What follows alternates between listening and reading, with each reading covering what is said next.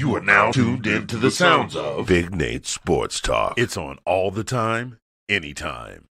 Friday night, laying back, feeling smooth, looking for just a little something to get into. Tired of the same old scene. Something different, if you know what I mean. So when I saw you, there was no in between. You came up to me like something from out of my dreams. A woman from the pages of a magazine. Deep inside my heart, you scream. I can't understand. Hey, just wanna hold you, hey, baby. How you do the things I'm watching you do.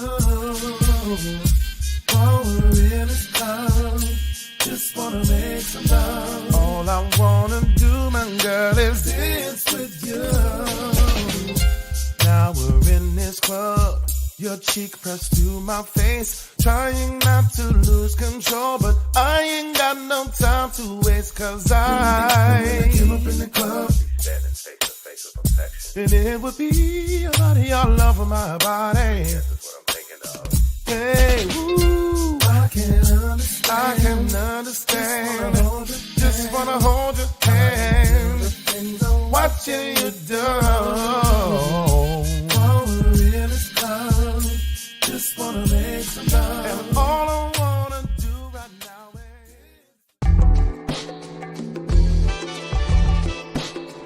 You are now tuned in to Big Nate Sports Talk, the show that is on all the time, anytime. And now, ladies and gentlemen, the next big thing, the latest up-and-coming sports journalist, your host, Nathan Snell. Thank you, Mr. Anthony Handy, for that wonderful introduction. Good evening, ladies and gentlemen. It is your host, Nathan Snell of Big Nate Sports Talk Podcast. This is episode 2, season 18 of the podcast. And in this episode, we are talking about Maryland women's basketball. We're recapping the loss against Nebraska and the win against Minnesota, and we're previewing the game tomorrow against Purdue. Before we get into that, there's a few things I want to say up front. After this episode of the NFL Mock Draft 1.0, my NFL Mock Draft 1.0 is officially going live. That episode will go up tomorrow. As well, this episode 4, I have a very special guest. Please tune in. That episode will go up tomorrow. And also we're going to switch around. It didn't hit me until today that the Baltimore Ravens are playing tomorrow. It's a 4:30 game. So that episode will be recorded as well this evening, as well as Commanders. And then we're going to push the NFL mock draft till tomorrow, which is Saturday. We're also going to be talking about Maryland football and also being tuned in as we're also going to be recapping Maryland men's basketball. So thank you for the support you're giving me in this channel. It's much, much appreciated. So let's just get into it. We're 10-4 on the year as a cohesive unit. For the most part, I will say it's been an interesting year. This squad is we know it's a totally different team than what it was from last year. Yes, we don't have the squad to replicate what it was last year, but I do believe we have the talent to make up for that, for some of those deficiencies. You know, when I'm watching the games, there are some things that I'm not liking. Little things, boxing out, making the extra pass, rebounding, and ball movement, and also too, like getting others involved. There are some things as I've watched this team for going out into 15 games tomorrow. It's still plenty of basketball. There's a lot of things that we can clean up, but I've learned, and again, from a fan perspective and the other side, the journalist perspective, I see both sides.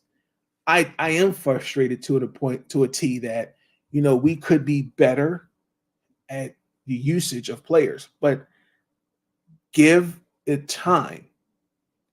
Things like this, like something that Shai Seller said in the post game against Minnesota, this will be a different team in March. And I agree with that. Like, I get it. Getting to the Elite Eight, no one expected it.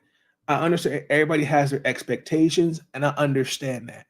But games are not won on paper. Games are won on the court, and we have to be patient.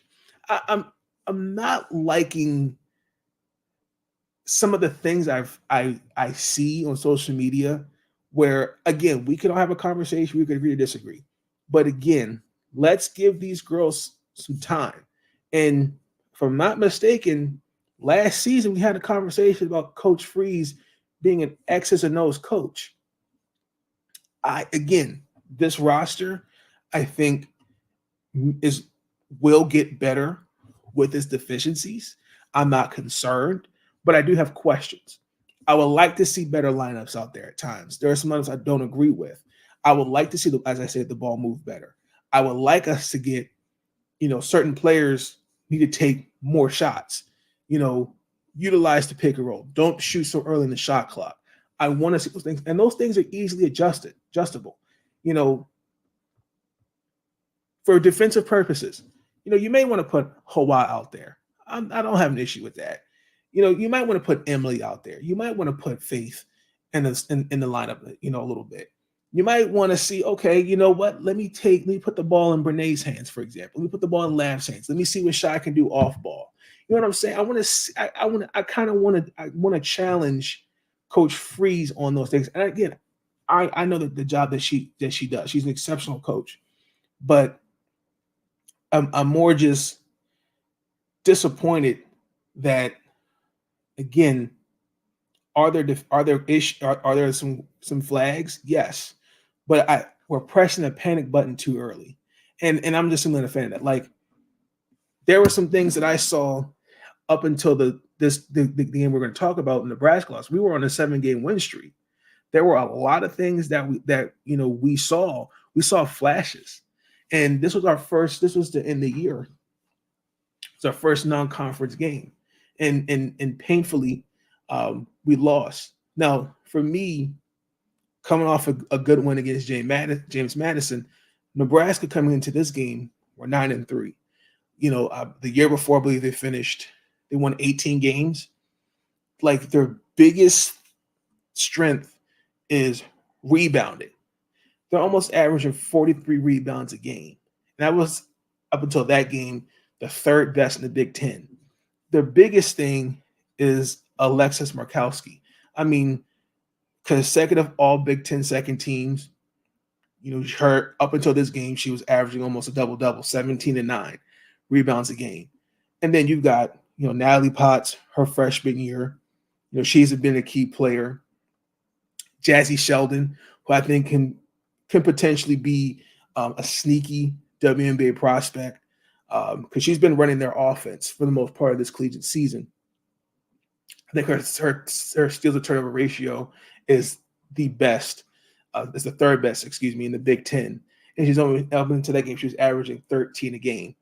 And for me, this was a team that also liked to turn the ball over quite a bit. I looked at the stats. They struggled taking care of the ball. And I thought that was one of my keys, is forcing Nebraska to make turnovers, because they're 11th in turning the ball over. And painfully, we lost 87-81. Now, I just thought, it was, to me, there were some things you could take away from it. There was a lot of energy. They were competitive. Nebraska gave us some things. We were physical, and we weren't afraid to give it back. Now, didn't like to hear in the game, after the game, shout out to Brene Alexander, some of their fans decided to be ignorant. We know what these ladies are. We know who their characters are. Again, I'm all about trash talk and all those different things like that. But as a fan, be a fan. Have some respect for your opponents. And it's just interesting that I think some get carried away, and respectfully, God doesn't like ugly, and I'm gonna leave it at that with that. I just thought my biggest overall takeaway was the foul trouble. I thought that's what killed us in the Nebraska loss. And they also beat us on the glass. And the stats showed it. I mean, on the defensive front, we gave up some threes. Especially Nebraska coming into this game, they make about 8 threes a game compared to when an opponent's 5. And when you look at the game, especially looking at those first about 6 or 7 minutes, I thought our zone defense howled in on that, and we kept them in check. We had 1 for 4, and again, forcing them to take shots in the paint that weren't good. And also had 4 blocks in the first quarter. I will give them that. They were aggressive in the first quarter. There were a lot of there were some and one opportunities, and there were 7 free throw attempts to start the first quarter. Like, and then as the game progressed, going especially the second quarter, Nebraska made some adjustments. They adapted to what our defensive strategy, and they had got 5 points off easily. Especially, there were open looks, but a lot of those shots were mid-range shots. And again, remember, going into the half, Maryland was on a 7-3 run. Like, 4 of those last 5 shots were good offensive possessions. Because Nebraska, they were only just down 1. And especially Riley Nelson was involved in that. They were looking for her. She got they gave her, make sure she was open looks. She was not afraid to take certain shots. She was aggressive. And then I think the second quarter, and that's where I looked to Coach Freeze to kind of calm the girls down, because I felt as though that there were a lot of forced shots, especially outside shots. They did avoid taking bad shots, and they were more interior. And again, that's where I want to see some lineup changes. Like, as much as I love Brene should not be in the paint. That's just my personal opinion. Brene, you need to have Allie out there. You need to have Faith. You can have Hawa out there. I'll even put Emily Fisher out there. See, there's certain lineups that I want to see, and that hurt, and it showed. Now, for me, what's going to be the key is got to get better rebounding the ball, and especially when you look back at the tape, I believe it was Natalie Potts had 2 consecutive offensive rebounds, and she got those second chance points while getting fouled. And I just think it's, again, they're all simple fixes. I think it's better boxing out, being more disciplined, and Lavender Briggs kind of says along the lines in the post presser. You got to be more. You got to think of those things, and again too, like, offensively we struggled. We only hit 2 shots out of 10, and again, and Lavender Briggs, who had a big game. I mean, she was in the third quarter? I think she was 4 for 4 and had 9 points in that quarter. And the bench, I thought, was key. It was just very disappointing that I felt as though just not winning the boards. That's something that really, really hurt. And then it didn't help where we turned the ball over 6 times, especially in that third quarter. And I thought by the fourth quarter, there was, the 3-point shooting by Nebraska. We tried to rally back, and it just wasn't enough. We cut it down to 6, but again, just the offensive rebounds also killed us, and that also took too. When you're allowing rebounds, that's extending the shot clock, and that's more clock that they're milking, and it just wasn't enough. And I felt as though. For me, they zeroed on Cheyenne Sellers defensively. And again, she fouled out with 5 minutes left in the game. And she had turned the ball over 7 times. And, she was one of 7 with 4 points. and they just made it hard for her. I would have liked to have seen her a little bit more off ball. I wanted to see the ball more in Lab's hands, and even in at times Lab and Nay's hands, and also I would the ball in Bree McDaniel's hands a little bit more. I kind of wanted to see them get her easy shots, and I didn't see that. It just, to me, when I look at this offense, at times it just, okay, well, you do something with the ball and you just make magic with it. And I think we have to be a little bit more better at ensuring that if we're going to create shots, let's make sure we get some good shots. And also let's get each other good shots. Lavender Briggs, loved her in this game. 25 points. She was 11 of 17 from the field. Made 3 out of 6 threes. She had four rebounds, 2 assists in this game. Looked good. You know, she hadn't been playing basketball in over a month due to injury. She was very impactful off the bench. So I love that for her. And again, like I said, the foul trouble just hurt. And again, rebounds. And again, as time progresses, they will get better. I also thought we didn't really do a good job on zeroing in on Alexis Murkowski. We have to be better with that. I mean, she had 10 rebounds, and I think she had 20 points, and all of them were scored within not even 10, 15 feet within the basket. That was disappointing as well. So I'm really hoping that we make the necessary adjustments. And coming into this game, Minnesota, we did those things. Now, Minnesota, going into a new year, I felt as though, they capitalized Nebraska. There was things that we could have capitalized on against them. And I felt as though Minnesota was a reset button for us.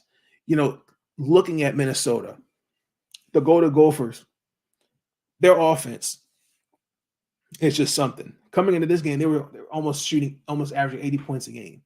And ironically, they hold their opponents to almost 60 points a game. And the only thing I looked at, too, when I look at the stats, was they struggle at the line. Outside of Maddie Braun, they're not the best free throw shooting team. And that's something that stood out to me, because Maddie Braun's leading this team almost 20 points a game. She's second, looking at this, she was ranked second in assists and blocks. And up until that game, she coming into the Maryland game was 41 of 43, 44 free throw attempts. So for me, I was curious to see. I want to see what they look like at the free throw line. I was curious to see, was Coach Freeze, especially what she's going to do. I thought lineups, and I think also too, I kind of wanted to see how they would look against a team that can shoot the ball. And for the most part, we did well. Maryland, did enough to prevent them from coming back. The final score was 72-64. I thought that was probably one of the best defensive games I've seen them play. Forcing them into 20 turnovers, kept them under 40% and 25% from three. Coach Freeze said in the post game, defense set the tone, and I definitely agree with that. One thing I also liked was the points in the paint. They almost had 40 points in the paint, and I really, really liked that. 22 assists on 11 turnovers. I think that's Maryland's bread and butter, is the defense. I still think this team is, to an extent, is finding its identity. We did struggle a little bit containing them in the post, because if you watched Sophie Hart, I want to say, hey, she had scored their first 8 points, and especially with Ali Kubek and Brady Alexander defending her in front of the basket. And then we made the defense adjustments. I think she only scored 5 more points and pretty much was checked out after that. So I thought you got to make it hard. I think Maryland has to be a little bit more. I don't want to say the word aggressive, but be very like just be a thorn in their side. And especially Maryland, we weren't afraid to shoot the three. And Ali Quebec was 3 of 5 from three in the first quarter.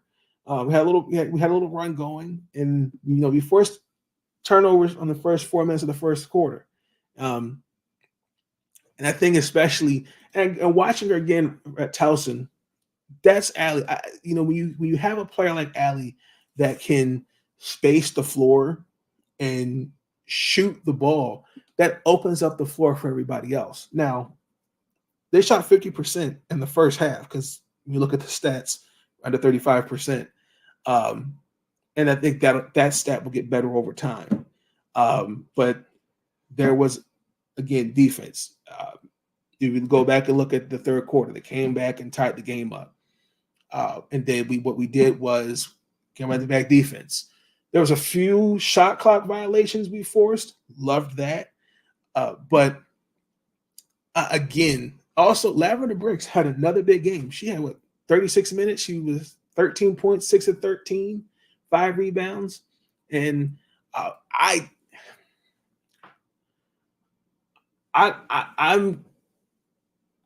like that. I kind of want her back in the starting lineup. I have some ideas, but I kind of feel as though her coming off the bench is going to be a good role for her, especially because she's one that scored a combined 38 points just in these 2 games. Allie, but going back to Allie, she, 3 of 5 from 3. For me, that was big.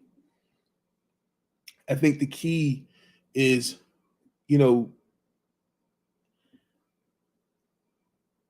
finding ways offensively to create some sort of separation. I thought Minnesota's interior defense kind of intimidated us, especially getting to the paint. And we did take contested shots.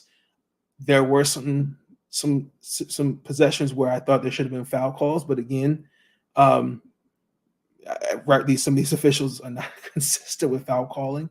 But again, I think, okay, they're going to be more of an interior defense. Let's get out the interior defense and let's start shooting the ball. And if you watch as the game progressed, getting to the hoop was now occurring. That went into they were 10 of 16 from in the second quarter, 14 points in the paint compared to the 2 just in the first quarter. And again, like I said, that also too, that third quarter was key. I really thought that, Minnesota, they lost this game because outside of their interior scoring, they had no shooting on the outside. That 1-2-2, I call it the Brenda special. Like every time a player from Minnesota would drive to the basket, it was hard for them. It just, especially there was those 2 possessions where they forced back-to-back shot clock violations, and Minnesota was limited to 2 shots on 14 attempts. And then also too, ring your hat on this stat, whether some like it or not. We really did a good job of really kind of staying mistake free. They were down at 1.4 points, and yes, we did have 6 turnovers, and that did give them fast break opportunities. But again, that was more being aggressive, and at times we struggled offensively. I think that was we had to be more consistent, whether we're inside scoring or outside on the perimeter. And again, that's going to be the ball movement. Off ball movement's key. And there are times where the ball movement is stale. It's got to be better. We got to finish. And we were we just got to finish strong. And I thought it was a great win. Very proud of the girls. And again, like I said, this to me was a bounce back game for them. Like I wasn't panicking. I knew they were going to beat Minnesota. Like no disrespect to Minnesota, but there were some things that I think first and foremost, Maryland I know that they're going to have a turnaround game. So I wasn't concerned. What I was more concerned about was the type of lineup she had out there. I just want what I'm looking for as the season progresses is consistency. That's what we haven't been seeing as of much. Now, when you get a healthy Lavender Briggs back, if Ali Quebec shoots the ball like that, and the defense plays like that, especially against the Ohio State, Iowa, and some other Big Ten matchups, this Maryland team is going to surprise some. And also, too, finally, I got to give a shout out to Diamond Miller. Diamond Miller was in the building, so it was great to see her. Hey, look, great win. And I'll take those wins any day of the week. Now, before we get into the quick preview against Purdue, let's get into the sponsor of Big Need Sports Talk podcast, and that is Zagnif Apparel. Gentlemen, do you want to dress like you're already famous? Excuse me, I apologize. You can and you will with Zagnif Apparel. The following is a presentation of Zagnif Productions, LLC.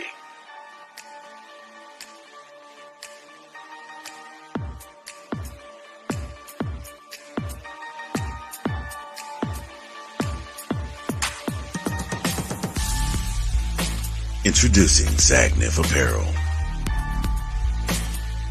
Our comfortable line of leisure wear and athletic wear will have you comfortable and stylish at any occasion.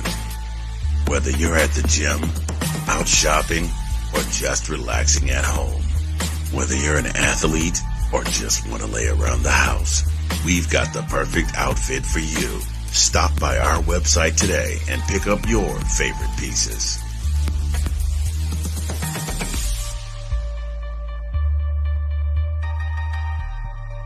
Zagnif Apparel. Dress like you're already famous.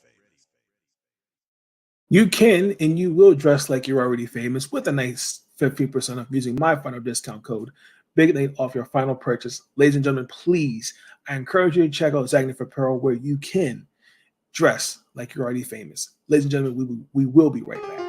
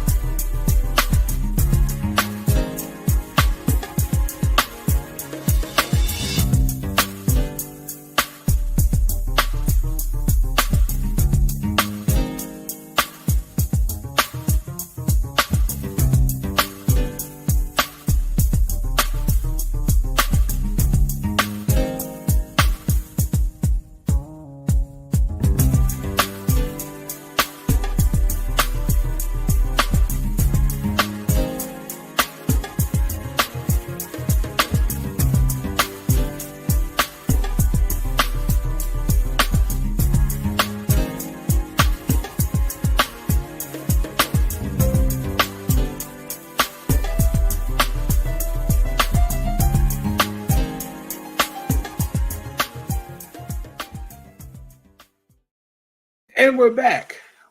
Maryland is facing Purdue. It is a blackout Saturday game. 10-1. We're hosting Purdue. We're not coming at 9-5. This has the makings of being a good game. For some information, Maryland holds a 16-2 record over Purdue. Purdue is 2-1 in the Big Ten. They beat Rutgers and Wisconsin. For me, they've got a great group of young women.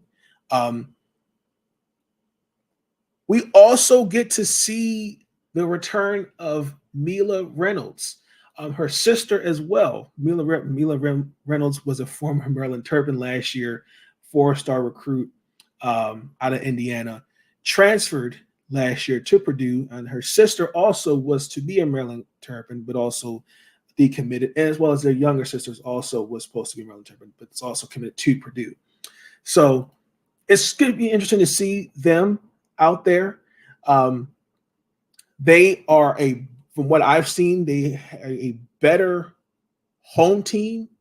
They're 1-3 on the road. They lost to UCLA, Notre Dame, and Minnesota. And when you look at kind of who they are, I think for me, the key is rebounding.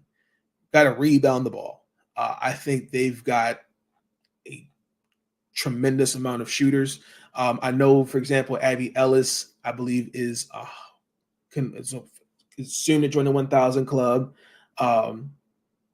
Janae Terry is one of many Big Ten players alongside Caitlin Clark and Cheyenne Sellers that is averaging, I think he's doing well in the points, assists, and rebound category.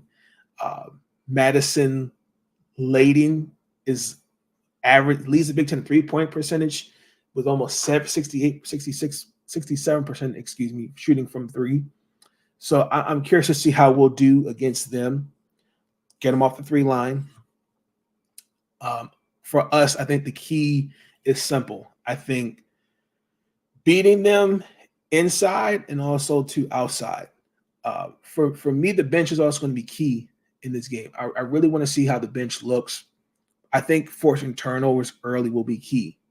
There's a couple things I want to also bring to your attention. Brene Alexander has now made 103 threes in her 2-year span as Maryland Terrapin. She actually can surpass Diamond Miller and Chloe Bibby, who are both tied at 17th with 3-pointers made as Maryland Terrapin. For me, I kind of want to see them get going a little early. I think I expect our starters to be the keys to get. I want to see the off-ball movement. I want to see rebounding. I want us also to be effective in stretching the floor. I kind of want to see how Purdue comes out early. I do expect that 1-2-2 Brenda special early. I just think that this has the makings of being a good game. I expect Maryland to win this game by at least 10 points. I just think Maryland just kind of overall has, I think, a better roster makeup. I think they've got players. I think they've got the squad that can make some noise.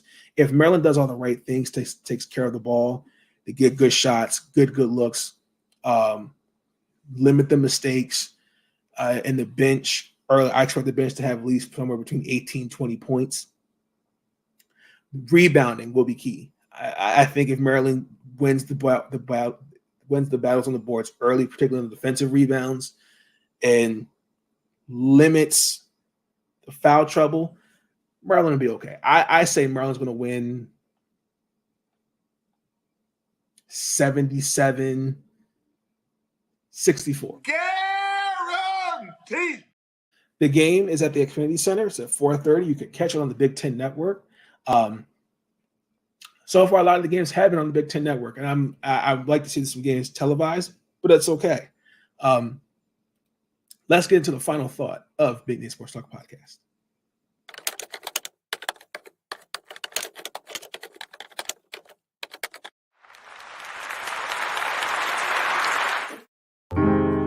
Thoughts are running through my mind, so I took some time to find a minute or two to organize. The one final thought is I hope you all stay safe out there. We are expecting some very interesting weather. Hope you guys at least have a good weekend. Hope the week was great. Hope you find something to do. Hope you have fun doing something. Take your mind off work, school, all those different things. But again, I'm super excited for tomorrow's game. In a little bit, I have a special guest joining me on episode 4. I'm going to get started on episode 3. Right now, we're going to get the NFL mock draft 1.0 out there for you guys. And we're also going to talk about the Baltimore Ravens, and we're going to push back MLB mock draft till tomorrow. So until then, thank you for tuning in this episode. Maryland Terrapin fans, calm down. We'll be okay. I promise you that. So please like, comment, and subscribe. I will catch you guys on the flip side. Y'all have a good night. Peace. Stay up. It's Friday night and I hit up the crew. Grab the keys, jump in my ride, cruise the town and can find something new. Hit the club, the DJ's got the dance floor in a groove, and none of that compares to when I turned around and saw you. I can't understand it, girl. How you do? do. While we're in this club, hey, all I wanna do is dance with I wanna you. dance with you. The moment that I saw your face, I knew I wasn't leaving till I got a chance to know you. But I'm still nervous, trying not to lose my cool. So I'm stuck sitting watching you. I don't know what to do. Can't understand. Oh, yeah. How you do the things I'm watching you do. While we're in this love, all I wanna do is dance with you. Thank you for tuning in to Big Nate Sports Talk. If you enjoyed that episode, be sure to like, subscribe, and share the next big thing, the next up-and-coming sports journalist, Big Nate Sports Talk. It's on all the time, anytime. I wanna thank you, yeah. I wanna thank you. Ooh. For all the times you put up with me. Thank you. And you helped me retain my sanity. Thank you. I wanna thank you. And I wanna thank you. All I wanna do is say thank you for everything